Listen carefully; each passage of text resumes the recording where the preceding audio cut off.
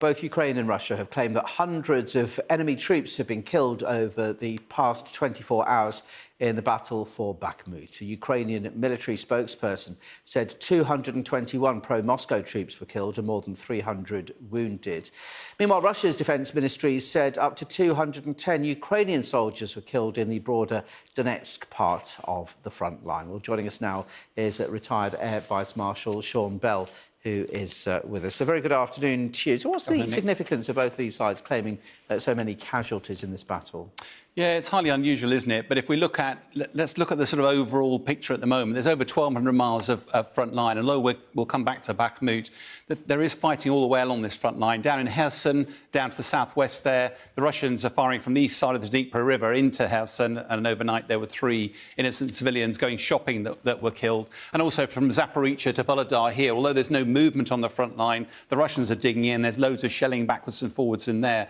But as you say, the main fighting really is around Bakhmut. We've been talking about this the last 6 months, huge casualty figures as part of the Russian offensive. And if we zoom in at the moment, just have a quick look at the city itself of Bakhmut. The river, the Bakhmut River through here, now it looks like Russia occupies the eastern side, the Ukrainians on the western side, but it's slightly more complicated than that because the Russians are doing a pincer around the top and the bottom, aiming to try to cut off this resupply route, the 504, down to the southwest. As you say, the one strange thing about this is, although we've been reporting huge casualties, both sides don't normally account. They're talking about 220-odd deaths over the last 24 hours. It looks likely that Russia are doing this for their domestic audience. They know full well that they've taken huge casualties and they'll be wanting to demonstrate that they can also inflict the same on Ukraine. But Ukraine has to be really careful here to getting dragged into a war of attrition, because the issue here is Russia is a much larger country than Ukraine. It's got significantly more resources, significantly more manpower and equipment,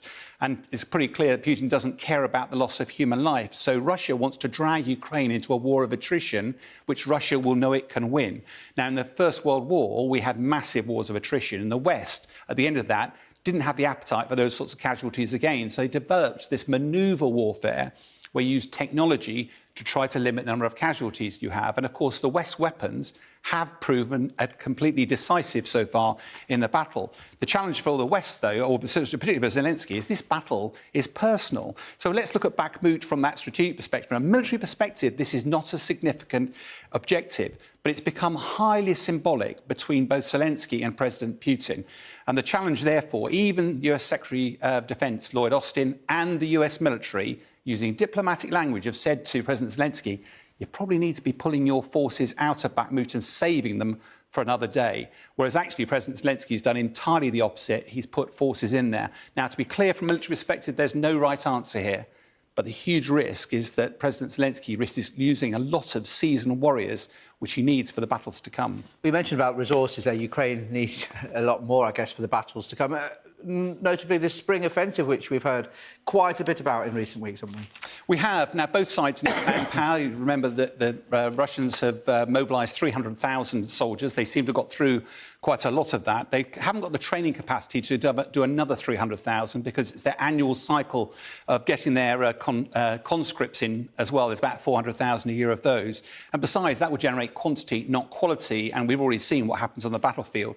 But Ukraine is also facing that same challenge. It's also having huge casualties. They need to train replacements as well. And we've heard that the Ukrainians are training 28,000 folks, which they're calling their offensive guard. Their aim will be to help liberate Ukraine. It's looking as if they'll be the backup force following the army in, and they will do the mopping up operation afterwards. Now, although the international community is helping a lot with the training task, this is still going to generate quantity, not quality.